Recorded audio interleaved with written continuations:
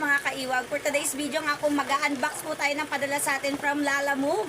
Yan, baka naman Lalamove.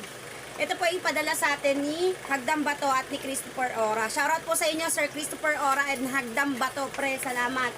Dito at bubuksan na natin kung ano naman ito. Yan! Oh, oregano.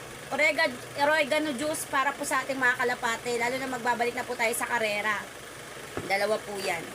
Yung isa po sa aking kaibigan na nandito lang din po sa Taguig.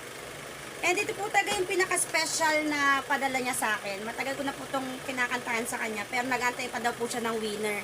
So, kailangan galing daw po sa winner bago po nila ito ipadala sa akin. Salamat, Christopher Ora. Talagang, sa mga nakakaalam po na mga pansir na veterano, gumagamit din po sila ng ganito. Ito po is galing po talaga to sa nanalong kabayo ni Sir Abalos na si Charm. Ayan. Diba? Horseshoe po to. So,